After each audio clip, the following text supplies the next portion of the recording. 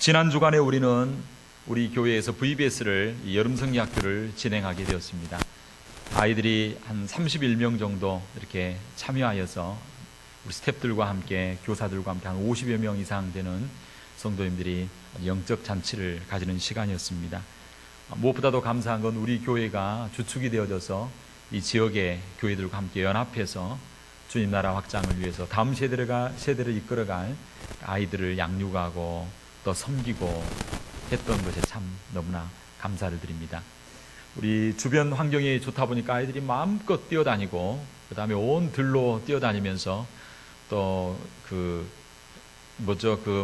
벌레도 찾고 개미도 잡고 자연 속에서 뛰노는 모습들이 참 너무나 고맙고 감사했습니다. 그래서 아이들이 늘 기다려지는 그 여름 성리학교 VBS가 되는 우리 교회가 되게 해주신 거 너무나 감사를 드립니다. 특별히 뒤에서 많은 교사로서 또 눈에 보이지 않게 보이게 수고한 봉사자들 그리고 섬겨주신 우리 성도님들에게 진심으로 감사의 마음을 전합니다. 사람은 이 땅에 살아가면서 무엇인가를 다 이루기를 원합니다. 그래서 그 원하는 것을 위해서 최선을 다하기도 하고 또 노력을 하게 되어집니다. 그러나 원한다고 해서 모든 일들이 다 이루어지지 않는 것 같습니다. 오히려 최선을 다하여 어떤 목적한 바를 성취하기 위해서 잘못된 방법으로 하다가 오히려 더 큰 어려움과 고난을 만나는 경우가 많이 있습니다. 오늘 성경에도 보면 정말 뭔가를 이루기를 원했고 그리고 하나님의 축복받기를 원했고 하나님의 역사를 이루기를 원했습니다. 그러나 잘못된 방법으로 그 목적을 추구하다가 결국은 큰 어려움과 고난을 만나게 되는 한 사람을 만나볼 수 있습니다. 요즘 시대가 그런 것 같습니다. 목적하는 바를 이루기 위해서는 자기 욕망과 자기의 원하는 것을 성취하기 위해서는 물불 가리지 아니하고 모든 일을 행하는 그러한 시대가 된 것 같습니다. 그래서 요즘 아이들 가운데 좀 오래된 이야기입니다만은 신국민교육 현장이라고 하는 그런 게 나와 있습니다. 저희들이 학교 다닐 때 국민교육 현장을 막 암송하고 그리고 책 앞에 보면 항상 그게 있었습니다. 박정희 대통령께서 1968년 12월 5일 날 우리나라의 어떤 교육의 방향을 잡고 또 교육의 이념을 정립하자 해서 아주 오랜 연구와 많은 노력 가운데 국민교육 현장을 만들게 되어집니다. 그리고 그것을 발표하게 되는데 아마 여러분들 다 아는 그런 내용입니다. 이런 내용입니다. 우리는 민족 중의 역사적 사명을 띠고 이 땅에 태어났다. 그러면서 쭉 시작되어집니다.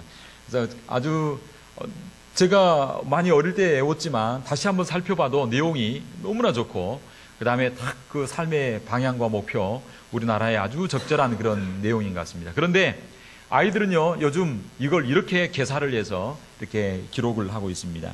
그래서 내용이 이렇습니다. 중고등학교 아이들이 만든 건데요. 신국민교육헌장. 우리는 명문대 진학에 역사적 사명을 띠고 이 학교에 들어왔다.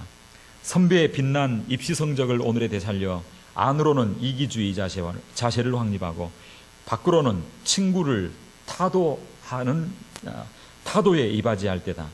시기심과 배타성을 앞세우며 능률적 찍기 기술을 승상하고 경의와 신의에 뿌리박은 상부상조의 전통을 완전히 타파하여 메마르고 살벌한 경쟁의 정신을 북돋운다. 나의 눈치와 이기주의를 바탕으로 성적이 향상되며 남의 성공이 곧 나의 파멸임을 깨달아 견제와 시샘에 따르는 책임과 의무를 다하며 스스로 남의 실패를 도와주고 봉사한 척하는 학생 정신을 드높인다. 이런 그 신국민교육헌장이 아이들 가운데 한때 굉장히 유행했던 적이 있습니다. 그래서 보면 아주 이기심과 시기심과 그리고 이 경쟁심이 굉장히 많은 그런 어떤 시대적 모습, 이런 교육을 받고 자라는 아이들의 삶의 모습이 굉장히 힘들고 척박하고 어려운 그런 시대인 것을 바라봅니다. 그래서 그 결과가 오늘의 현실 가운데 많이 나타나게 되는데 그런 교육을 받고 자라난 아이들이 참 보면 인성과 실력도 좋고 지혜도 있지만 그러나 삶의 현장 가운데서 그 능력을 발휘하지 못하는 그런 모습들을 우리가 볼 수가 있습니다. 이 오늘 시대의 젊은이들과 같이 오늘 성경에 보는 야곱도 그랬습니다. 야곱은 쌍둥이로 태어났습니다. 그런데 간발의 차이로 둘째로 태어나게 되었습니다. 그래서 하나님께 주신 장자권, 이런 부분들이 고스란히 누구에게 넘어가게 되는 환경이었냐면 바로 첫째로 태어난, 간발의 차이로 태어난 에서에게 모든 장자권이 넘어가는 그런 환경 가운데 있었습니다. 그런데 사실 야곱이 태어나고 난 이후에 어머니로부터 한 이야기를 듣게 되었습니다. 그 내용이 뭐냐면 창세기 25장 23절에 나오는 말인데, 야곱이 태어나기도 전에 비록 차자로 태어났지만 그러나 어떤 축복이 있게 되었냐면 큰 자는 어린 자를 섬기리라 라고 하는 정말 실질적인 영적 장자권이 큰 아들보다는 바로 이 둘째 아들 야곱에게 있다라고 하는 그 약속의 말씀이 하나님으로부터 왔다라고 하는 것입니다. 이것을 누구로부터 들었냐면 어머니로부터, 리브가로부터 이야기를 늘 듣고 자랐습니다. 그런데 하나님께 주신 이 약속과 장자권과 그리고 하나님의 축복이 자기에게 있다라고 하는 이 약속은 받았지만 현실을 보니 그것이 나에게 이루어질 기미가 전혀 보이지 않는 것입니다. 아버지는 누구만 사랑하냐면 큰아들인 에서만 사랑하게 되어집니다. 그리고 아버지가 자기에게는 축복해 줄 것 같지가 않습니다. 왜냐하면 아버지가 에서를 너무 편애하고 사랑했기 때문입니다. 그래서 이 야곱은 기회를 엿보게 되어집니다. 그리고 어느 순간인가 이 영적 장자권을 내가 취하여야겠다라고 하는 그런 마음을 가지게 되었다라고 하는 것입니다. 사실 우리 하나님은요, 우리에게 주신 약속의 말씀과 우리에게 주신 사명과 은혜를 반드시 이루시고 남김없이 다 이루시는 하나님인 줄로 믿습니다. 그런데 그 하나님을 믿지 못합니다. 그 하나님을 신뢰하지 못합니다. 환경을 보고 현실을 보니 자기가 도저히 이 축복을 받을 것 같지가 않았다라고 하는 것입니다. 사랑하는 성도 여러분, 오늘 우리의 현실은 어떻습니까? 하나님께서 우리에게 영적인 하나님의 자녀됨의 권세를 주었고 놀라운 축복과 은혜를 주었습니다. 꿈과 비전을 가지고 이민생활의 삶을 살고 있습니다. 그리고 주를 위하여 열심히 봉사하고 헌신하고 살아가지만 내 현실을 바라보고 내 여건을 바라보며 여전히 변화되지 않을 것 같은 그러한 두려움 가운데 혹시 살아가고 있지 않습니까? 사람들은 이러한 약속이 더디 성취되어지는 것 같고 환경이 변화되지 않게 되어지면 인간적인 방법을 취하게 되는 것을 봅니다. 그래서 야곱은 인간적인 방법을 취하여서 이 장자의 축복을 자기가 받게 되는데 어떻게 하게 되냐면 팥죽을 싸다가 에서가 배고플 그 시점 가운데 아주 맛있는 팥죽을 쓰게 되어집니다. 그리고 오게 되어질 때에 이것 하나 먹자라고 할 때에 이 야곱이 거래를 합니다. 당신의 장자권을 나에게 팔아라. 그러면 내가 이 팥죽을 주겠다라고 이야기해서 결국은 이 장자권을 사게 되어지고 그리고 속임수로 말미암아 아버지의 축복을 받게 되어집니다. 그런데 육신적으로 자기가 성취했다라고 하는 그런 어떤 그 마음을 갖기도 전에 어떤 일이 나게 되냐면 이 가정이 아주 풍지박산 나게 되어지고 큰 어려움 가운데 처하게 되어집니다. 형 에서가 뭐라고 이야기하냐면 아우 야곱을 죽이지 않고는 내가 못 살겠다라고 하는 내용의 말씀이 창세기 27장 41절에 보면 그렇게 말씀하고 있습니다. 내가 야곱을 죽이리라. 마음에 죽일 것을 결심하게 되어지고 결심만 한 게 아니라 말로도 표현이 된 것 같습니다. 그래서 어머니가 알게 되어지고 가만 놔뒀다가는 이 두 아들이 정말 살인자가 되어지고 그리고 둘째 아들이 죽겠다라고 하는 그런 마음 가운데 이 둘째 아들을 멀리 하란으로 보내게 되는 것을 볼 수 있습니다. 그래서 이 살고 있는 지역 가운데 가야 되는 장소는 아주 먼 거리가 되어집니다. 그래서 약 한 800km 정도, 약 500마일 되는 그 먼 길로 보내게 되는 그러한 내용이 오늘 본문 가운데 나오는 것을 볼 수 있습니다. 사랑하는 성도 여러분, 우리는 살아가다 보면 때로는 우리가 실수해서 우리 연약함 때문에 하나님의 일을 그르치기도 하고 때로는 여러 가지 고난과 어려움 가운데 처하기도 합니다. 그래서 하나님의 뜻을 이루어드리기보다 오히려 문제와 어려움을 만나는 우리의 삶을 우리가 늘 경험하곤 합니다. 사랑하는 성도 여러분, 그렇다면 이런 환경 가운데서 어떻게 해야 우리가 하나님의 뜻을 온전히 이루어드리고 하나님 앞에 영광을 올려드리는 삶을 살 수가 있겠습니까? 그렇게 하려면 첫째로 우리는 이 광야 같은 삶 가운데서 실패 많고 실수 많고 문제 많은 세상 가운데서도 하나님의 그 역사하심, 하나님의 뜻을 온전히 이루어드리는 삶을 살기 위해서는 무엇보다도 먼저 나를 찾아와 주시는 하나님을 경험하고 만나는 역사가 있어야 될 줄로 믿습니다. 우리가 실패하고 우리가 실수하면 사람들은 다 떠나가게 되어집니다. 그러나 사람은 실패하고 실수해서 사람들이 나를 떠나가게 되고 내가 실패하여 어려운 가운데 있다고 할지라도 그 고난과 어려운 현장 가운데 우리 하나님은 찾아와 주시고 우리와 함께 해주시고 우리를 만나 주시고 우리를 새롭게 해주는 역사가 있게 될 줄로 믿습니다. 혹시 실패와 실수 가운데 정말 고민하는 가운데 있는 성도님들이 계십니까? 오늘 이 자리에 나를 찾아와 주셔서 그럼에도 불구하고 나를 사랑하시고 나를 만나 주시고 나와 함께 해주시고 나를 붙들어 주시는 그 하나님을 믿고 확신할 수 있는 저와 여러분 되기를 주의 이름으로 축원합니다. 오늘 성경 본문 11절에 보면 이렇게 말하고 있습니다. 10절 11절 야곱이 브엘세바에서 떠나 하란으로 향하여 가더니 한 곳에 이르는 해가 진지라 거기서 유숙하려고 그곳에 한 돌을 취하여 베개하고 누워 자더니라고 말씀하고 있습니다. 살던 부모 형제와 함께 살던 그 정든 고향 땅을 떠나서 이제 먼 이역만리 먼 곳을 향하여 길을 가고 있습니다. 길을 가다가 이제 날이 저물어서 저녁이 되어졌습니다. 꿈 많고 소망 많고 정말 열정이 많고 그리고 축복에 대한 소망이 있던 이 야곱이 이제 이 고난 가운데 그 들녘에서 그 이슬을 맞으면서 잘 곳이 없어서 들판에서 돌을 베개하여 잠을 자는 그러한 환경 가운데 처하게 되었습니다. 이제 돌을 베고 이제 잠을 청하게 되는데 어느 순간 스르르 잠이 들게 되어집니다. 그런데 그 잠든 환경 가운데서 꿈속에 하나님이 나타나는 것을 볼 수 있습니다. 오늘 성경 12절은 이렇게 말하고 있습니다. 꿈에 본즉 사닥다리가 땅 위에 섰는데 그 꼭대기가 하늘에 닿았고 또 본즉 하나님의 사자가 그 위에서 오르락 내리락 하더라라고 말씀하고 있습니다.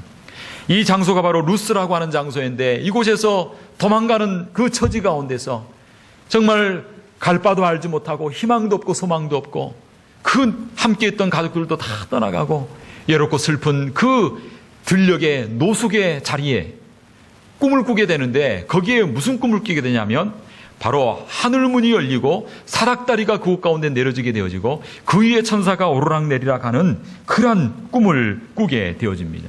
어떤 면에서 보면 야곱에게는 가장 힘들고 어려운 시절입니다. 가장 두려운 시절입니다. 그래서 창세기 48장 49장에 보면 뭐라고 나와 있냐면 이 야곱이 요셉을 축복하면서 요셉의 자손을 축복하면서 창세기 48장 2절에 보면 뭐라고 말하냐면 평생에 140년 이상을 살면서 그 마음속에 늘 기억되었던 평생에 잊을 수 없었던 사건이 뭐냐면 바로 이 루스라고 하는 이 베델이라고 하는 이 장소에서 만나주신 하나님을 야곱은 늘 기억하고 노중에 나를 만난 하나님 그 하나님이 너를 축복해 주시고 나를 만난 하나님이 너를 축복해 주실 것이다 라고 야곱이 그렇게 이야기하고 있는 것을 볼 수 있습니다. 다른 말로 하면 야곱이 부모 형제가 살던 고향 땅을 떠나서 이제 홀로 외로이 정말 갈 바를 알지 못하고 방황하던 배고프고 춥고 외롭고 그 누구도 함께 해주지 못했던 그 환경 가운데 누가 함께 해주셨냐면 바로 하나님이 함께 해주시고 하나님이 찾아와 주시고 하나님이 야곱을 붙들어줬다라고 하는 것입니다. 사랑하는 성도 여러분, 우리들도 어떤 면에서 보면 우리가 쓰러져 있는 장소, 죄 때문에 불안해하고 공포 가운데 처해 있는 장소, 피곤하고 지쳐 있는 그 장소, 그 환경 가운데 우리 하나님은 저와 여러분을 찾아와 주시고 그 자리에서 하늘문을 열어주시고 하나님께서 새로운 축복의 놀라운 일들을 행하여 주실 줄로 믿습니다. 여러분이 가장 힘들고 어렵다라고 하는 그 장소 가운데서 우리 하나님은 그때도 떠나지 아니하고 그때도 동행하여 주시고 오히려 힘들고 어려운 그 장소 가운데 뭐가 열려있냐면 하늘문이 열려있고 그리고 그 가운데 사닥다리가 있어서 이곳 가운데 천사가 오르락내락 하는 이것은 바로 예수 그리스도를 말씀하고 있습니다. 가장 힘들고 어려운 절망의 장소, 가장 고통스러운 장소, 그 장소가 바로 하나님께서 역사하시기 가장 쉬운 장소이고 그리고 하나님께서 축복해 주시는 놀라운 기회라고 하는 사실을 기억하면서 어떤 환경과 어떤 여건 가운데서도 늘 그 하나님이 나와 함께 계시고 그 하나님이 나를 붙들고 계신다라고 한 사실을 기억할 수 있게 되기를 주의 이름으로 축원합니다. 근데 그 사닥다리가 하늘과 연결되어 있는데 성경에 보면 오늘 본문 특별히 13절에 보면 하늘문이 열리고 그 사닥다리 꼭대기에 누가 계시냐면 누가 계십니까? 13절에 보니까 또 본즉 여호와께서 그 위에 서서 가라사대라고 말씀하고 있습니다. 그 사닥다리에는 누가 있냐면 바로 하나님이 계셨다라고 하는 것입니다. 그 하나님께서 이제 야곱에게 말씀하고 있습니다. 나는 너의 조부 아브라함의 하나님이요 너의 아버지 이삭의 하나님이라. 그러면서 그 하나님이 나타나셔서 야곱에게 뭐라고 말하냐면 내가 바로 너의 하나님이 되겠고 14절 15절에 보면 내가 너와 함께 하겠다. 그리고 어디를 가든지 내가 너를 지키겠다라고 말씀하고 있습니다. 사랑하는 성도 여러분, 우리 하나님께서 늘 저와 여러분과 함께 해주시고 저와 여러분을 지켜주신다라고 하는 사실을 어떤 환경 가운데서도 어떤 절망스러운 여건 가운데서도 그 하나님을 확신하고 믿고 고백할 수 있게 되기를 주의 이름으로 축원합니다. 그런데 그 하나님이 너의 할아버지 하나님, 너의 아버지 하나님이 너의 조부 아브라함의 하나님, 너의 아버지 이삭의 하나님이 곧 내가 너의 하나님이 되어주겠다는 것입니다. 예전에는 하나님이 어떤 하나님이었냐면요 먼 조상의 하나님이었습니다. 아버지 하나님이었지 나의 하나님은 아니었습니다. 하나님을 믿되 성경이 기록된 하나님, 어머니 하나님, 아버지의 하나님이었는데 이 고난의 장소, 이 루스라고 하는 이 고난의 장소에서 그 하나님을 누구의 하나님으로 체험하냐면 바로 멀리 계신 하나님이 아니라 바로 가까이 계신 하나님, 성경에 기록된 하나님이 아니라 바로 나의 하나님, 아버지 하나님이 아니라 나와 생생하게 교제하고 말씀하시고 나에게 역사하시는 그 하나님으로 경험하고 체험했다라고 하는 것입니다. 사랑하는 성도 여러분, 저와 여러분들도 하나님을 믿는 것을 넘어서 하나님이 생생하게 나를 만나주시고 나에게 역사하시고 나를 붙드시고 나와 함께 계신다라고 하는 그 하나님으로 체험하고 경험하고 만나시는 역사가 있게 되기를 주의 이름으로 축원합니다. 하늘을 향하여 열려있는 사닥다리를 가지고 있는 자는 언제든지 이 하나님을 나의 하나님으로 경험하고 체험되는 역사가 있게 될 줄로 믿습니다. 이 사닥다리를 성경은 뭐라고 말하고 있냐면 신구약 성경을 대비해서 보면 이 사닥다리가 바로 예수 그리스도다라고 말하고 있습니다. 우리가 어떤 절망스러운 환경과 여건 가운데 있다고 할지라도 예수님을 믿는 자, 예수님을 마음속에 모시는 자는 하늘문이 열려 있고 그리고 그 하나님이 나와 함께 계시고 나를 지키신다라고 하는 사실을 우리는 분명히 확신할 수 있을 줄로 믿습니다. 그런데 이 하나님을 어디에서 경험했는가? 바로 도망자의 신세가 되고 노숙자의 신세가 된 그 루스라고 하는 거기에서 하나님을 만나게 되어졌습니다. 사랑하는 성도 여러분, 우리들도 하나님을 어디에서 만나는가? 바로 이 루스에서 만나는 것입니다. 다른 말로 하면 힘들고 어렵고 고난 있는 그 장소에서 바로 하나님을 만난다라고 하는 것입니다. 다른 말로 하면 어떻게 하나님을 올 수 있는가? 따라합시다. 심령이 가난하고 청결할 때, 마음이 부요하고 마음이 풍성하고 내가 더 이상 뭐 필요한 것이 없다라고 생각할 때는요, 하나님이 있는 것이 느껴지지 않습니다. 하나님이 가까이 있는 것이 경험되지 않습니다. 그러나 심령이 가난하고 정말 하나님을 향하여 갈급한 마음이 있을 때 바로 하나님을 볼 수 있게 되어지고 하나님을 찾게 되고 하나님을 만날 수 있는 것입니다. 사실 하나님이 우리를 찾아와 주시지만 언제나 하나님이 우리와 함께 계십니다. 세상 끝날까지 너희와 항상 함께 있겠다라고 우리 주님은 말씀하십니다. 그런데 왜 하나님을 볼 수 없고 만날 수 없는가? 내가 너무 부요해서, 내 마음이 너무나 부요해서 하나님을 향하여 갈급한 마음이 없고 하나님을 향하여 가난한 마음이 없기 때문에 우리가 하나님을 볼 수 없고 하나님을 만날 수 없다라고 하는 것입니다. 그러나 절망의 자리, 힘들고 어려운 자리, 특별히 내가 가지고 있는 것을 다 잃어버리거나 내가 의지했던 것이 떠나가거나 건강이 떠나가거나 나의 지위가 떠나가게 되거나 직장이 떠나가게 되거나 내 삶 가운데 아무것도 남겨지지 않을 때, 그때는 하나님이 밝히 보이게 되어지고 하나님을 찾게 되어지는 것입니다.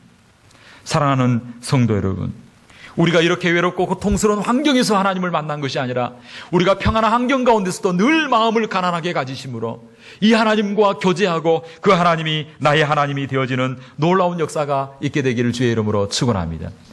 때로는 우리가 실수해서 내가 홀로 외롭게 되어지고 그 누구도 나와 함께 해주지 못하는 그런 환경 가운데 있을지라도 그때도 나와 함께 하시고 그때에도 나와 동행해 주시고 나를 붙들어 주시는 그 하나님을 믿으심으로 하나님께서 나에게 허락하신 모든 계획과 하나님의 사명을 이루어드리는 저와 여러분 되기를 주의 이름으로 축복합니다.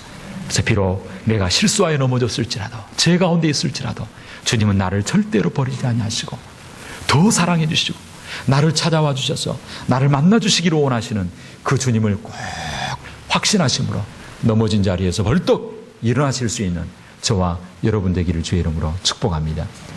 우리 삶 가운데 하나님의 계획하고 하나님 원하시는 뜻을 이루는 삶이 되려면 어떻게 해야 되는가? 두 번째로 우리에게 약속을 주시는 하나님을 붙들어야 될 줄로 믿습니다. 하나님께서 그 루스라고 하는 지역 가운데서 하늘문이 열리고 사닥다리가 있는데 그 위에 하나님께서 뭐라고 말씀하시냐면요, 그 위에서 하나님께서 다시 한번 약속의 말씀을 이 야곱에게 주시는 것을 볼 수 있습니다. 근데 이 약속의 말씀은요, 누구에게 줬던 말씀이냐면요, 할아버지에게 줬던 말씀이고 아버지에게 줬던 말씀인데 그 말씀이 너를 통하여 성취되겠다라고 하는 놀라운 언약과 약속을 주십니다. 우리는 하나님을 생생한 나의 하나님으로 만나고 경험하고 믿어야 될 뿐만 아니라 또 하나님께서 나에게 주시는 약속을 꼭 붙들 수 있게 되기를 바랍니다. 그래서 오늘 성경 본문 특별히 13절은 14절은 이렇게 말하고 있습니다. 또 본즉 여호와께서 그 위에 서서 가라사대 나는 여호와니 너의 조부 아브라함의 하나님이요 너의 이삭의 하나님이라. 너 누운 땅을 내가 너와 내 자손에게 주리니 내 자손이 땅의 티끌같이 되어서 동서남북에 편만할지며 땅의 모든 족속이 너와 내 자손을 인하여 복을 얻으리라. 할렐루야. 하나님께서는요, 내가 너와 함께 있겠다라고 말씀하실 뿐만 아니라 오늘 성경에 보면 약속의 말씀을 주시는 것을 볼 수 있습니다. 무슨 약속의 말씀을 주십니까? 오늘 성경에 보면요, 세 가지 약속을 주는 것을 봅니다. 그리고 야곱은 이곳에서, 이 루스라가 하는 곳에서 이 약속의 말씀을 붙들고 그의 삶이 아름답게 변화되는 것을 볼 수 있습니다. 이 약속의 말씀을 붙들고 이 야곱은요, 이제 앞으로 20년 동안 도망자의 삶을 살게 되어집니다. 그리고 20년 동안 이제 고향 땅에 돌아오지 못하게 되어집니다. 이 길 이후부터요, 야곱의 인생은요, 아주 피눈물 나는 고통의 세월이었습니다. 그래서 나중에 야곱이 애굽의 바로왕 앞에서 뭐라고 말하고 있냐면 내 나그네 인생이 참으로 험하겠습니다 라고 고백할 정도의 고난이 많은 삶이었습니다. 밤낮으로 20년 동안 삼촌집에서 일을 하게 되었습니다. 그리고 무엇보다도 속임을 당하는 그런 삶을 살게 되어지고요. 그리고 한 번 떠난 이 길 가운데 이제는 평생의 어머니를 만나지 못합니다. 어머니가 돌아가셨다라고 하는 소식이 들려줘도 돌아가지도 못하고 어머니 임종도 지켜보지 못하게 되어집니다. 그리고 무엇보다도 사랑하는 딸이 여러 가지 고난을 당하게 되어지고, 그리고 형과는 평생의 원수로 정말 찢어진 그런 아픔을 가지고 평생을 살아가게 되어집니다. 그 수많은 고난과 어려움 가운데서도 야곱이 오늘 시점으로 말미암아 이 야곱은요, 흔들림이 없는 삶을 살아가게 되어집니다. 이 약속의 말씀으로 말미암아 수많은 고난과 풍파와 어려움이 많았음에도 불구하고 흔들리지 아니하고 끝까지 변함이 없는 삶을 살았던 이유가 있습니다. 그것이 뭐냐면 바로 오늘 이 창세기 28장에서 주신 약속의 말씀을 그가 붙들었기 때문입니다. 오늘도 저와 여러분의 삶 가운데 때로는 고난이 있고 풍랑이 많고 어려움이 많고 말 못한 고난이 많이 있을지라도 하나님께서 내게 주신 약속의 말씀을 꼭 붙드심으로 말미암아 넘어지지 아니하고 흔들리지 아니하고 굳건하게 주의 길, 생명의 길, 주를 위하여 헌신하는 길을 갈 수 있는 저와 여러분 되기를 주의 이름으로 축복합니다. 하나님께서 야곱에게 주신 축복이 무엇입니까? 그것은 바로 내가 지금 누워있는 이 땅을 너 자손에게 주겠다는 것입니다. 할렐루야. 지금은 도망자의 신세이지만, 지금은 잠만 자고 움직여야 되는 땅이지만, 그러나 이 땅이 바로 너와 너 후손에게 주는 약속의 땅이 될 것이다 라고 말씀하고 있습니다. 사랑하는 성도 여러분, 여러분들에게도 동일하게 하나님께서 음성을 들려주시기를 바랍니다. 지금은 면접만 본 이민수속이지만, 지금은 얼굴만 본 사람이지만, 지금은 맛만 본 사업이지만, 하나님께서 반드시 여러분에게 주겠다라고 하는 그 약속이 여러분 가운데 있게 되기를 주의 이름으로 축원합니다. 하나님의 약속의 말씀 붙들고 이 땅 가운데 하나님 나라를 확장할 수 있게 되기를 바랍니다. 두 번째로 주신 약속이 뭐냐면 오늘 본문에 보면 14절에 보면 내 자손이 땅에 뭐같이 될 것이라고요? 티끌같이 될 것이다. 지금 야곱이 결혼도 하지 않았습니다. 그러나 하나님께서 야곱에게 아브라함이 주셨던 그 약속을 반복하면서 이야기합니다. 이 땅을 너와 네 자손에게 주겠다. 내 지경이 되게 주겠다. 그리고 너 자손이 땅의 티끌과 같이 편만하게 큰 민족이 되게 해주겠다라고 말씀하고 있습니다. 그러면서 세 번째로는 무슨 말씀을 하고 있냐면 땅의 모든 족속이 따라합시다. 너와 내 자손을 인하여 뭘 얻으리라? 복을 얻으리라. 복의 근원이 되게 해주겠다라고 하는 이러한 약속을 야곱에게 허락해 주십니다. 오늘 저와 여러분들에게도 이 하나님의 약속, 아브라함의 복이 저와 여러분들에게 성취되어지게 되기를 주의 이름으로 축복합니다. 그래서 저는 늘 마음 가운데 늘 이 아브라함의 창세기 12장의 약속의 말씀과 창세기 28장의 약속의 말씀을 늘 가슴에 품고 사랑합니다. 그래서 신방 갈 때도 때로는 이 말씀을 가지고 함께 나누기도 하고 함께 은혜를 받기도 합니다. 하나님께서 아브라함에게 약속한 이 복, 야곱에게 약속한 복이 오늘 이 시대에 저와 여러분들에게도 온전히 이루어지게 되기를 주의 이름으로 축복합니다. 여러분이 발로 밟고 있는 이 지경이 정말 여러분의 사업이, 여러분의 가정이 복되게 되기를 바랍니다. 여러분의 자손이 번창하게 되기를 바랍니다. 무엇보다도 여러분이 영적인 복이 되어서 여러분을 만나는 모든 이들이 신령한 복을 나눠 가지는 역사가 있게 되기를 바랍니다.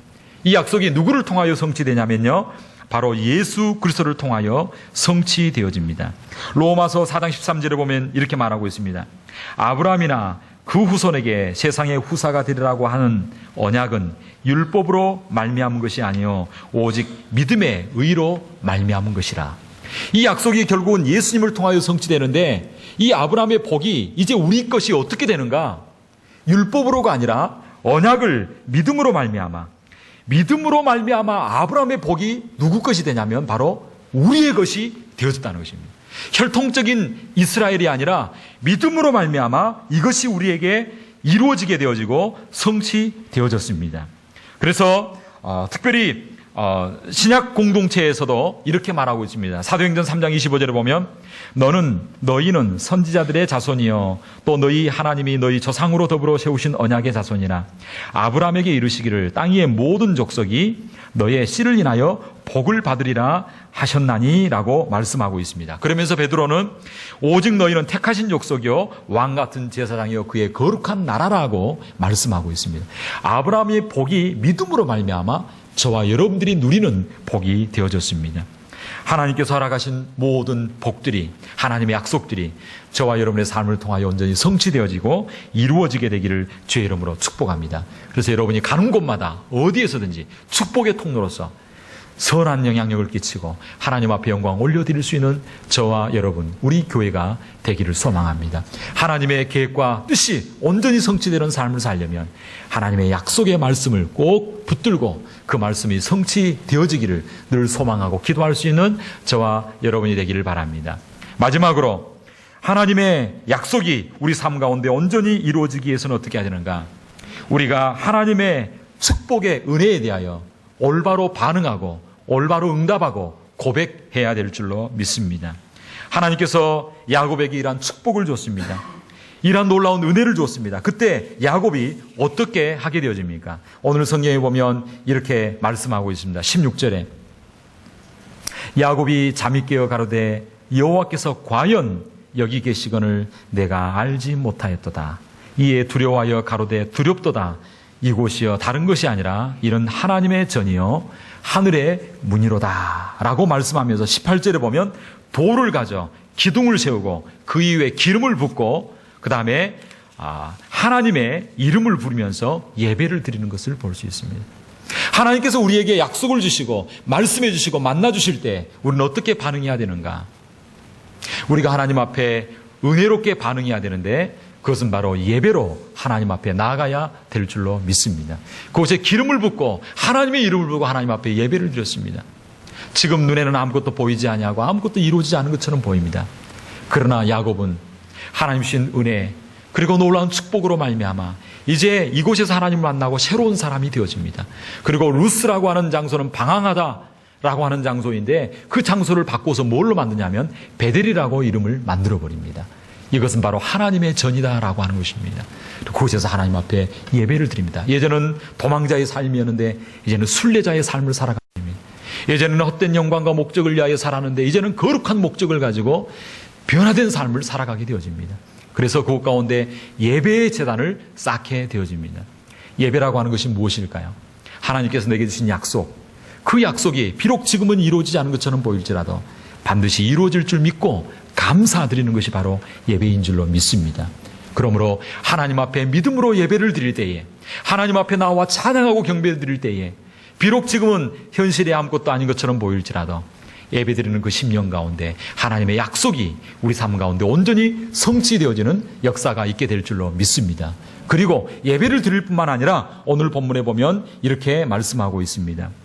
야곱이 서원하여 가로되 하나님이 나와 함께 계시사 내가 가는 이 길에서 나를 지키시고 먹을 양식과 입을 옷을 주사 나로 평안히 아비 집에 돌아가게 하시오면 여호와께서 나의 하나님이 되실 것이요 내가 기둥으로 세운 이 돌이 하나님의 전이 될 것이요 하나님께서 내게 주신 모든 것에서 10분의 1을 반드시 하나님 앞에 드리겠나이다 라고 이렇게 선언하는 것을 볼 수 있습니다. 하나님께서 우리 삶 가운데 이루고자 하는 놀라운 뜻을 발견했을 때 우리가 온전히 그것을 성취하는 방법은 뭔가?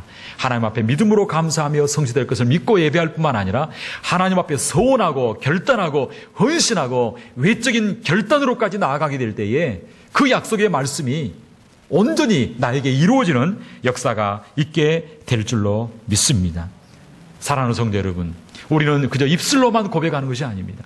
우리의 몸으로 하나님 앞에 나와 감사함으로 예배드릴 뿐만 아니라 결단함으로 서원함으로 하나님이 나의 하나님이 될 것이요 이곳에 하나님의 전이 세워질 것이요 내가 11조를 하나님 앞에 드리겠나이다. 정말 결단을 하게 되어집니다. 예전에는 물질적인 축복, 세상적인 축복만 바라보고 나아가는데 이 베델에서 하나님을 만나고 난 이후에는요 세상을 보는 시각이 바뀌어집니다. 인생관이 바뀌어집니다. 목적이 바뀌어집니다. 예전에는 갈 바를 알지 못하고 하게 되어지는데 이제는 목적을 가지고 인생을 살게 되고요. 하나님 앞에 영광을 올려드리는 인생으로 전환되어지는 것을 볼 수 있습니다. 그래서 하나님 앞에 결단하고 헌신함으로 하나님께서 여러분에게 약속한 것이 반드시 이루시고 하나님께서 여러분을 지켜주시고 하나님께서 사명을 이루기까지 결단코 내가 너를 떠나지 아니하리라. 결코 사명을 다하지 않는 난 죽지 않도록 하나님께서 보호하시고 지키시는 역사가 저와 여러분 가운데 있게 되기를 주의 이름으로 축복합니다. 오늘도 광야 같은 인생의 길에서 나를 만나주시는 하나님을 경험할 수 있게 되기를 바랍니다. 그리고 그 하나님께서 나를 향해 축복해 주시는 약속의 말씀을 잘 붙잡을 수 있게 되기를 바랍니다. 그래서 오늘도 비록 힘들고 퍽퍽하고 어렵지만 희망을 가지고 확신 있게 담대하게 인생의 길을 하나님과 함께 동행함으로 하나님이 약속한 것을 온전히 이루어드리는 저와 여러분의 삶, 우리 교회가 되기를 주의 이름으로 축복합니다.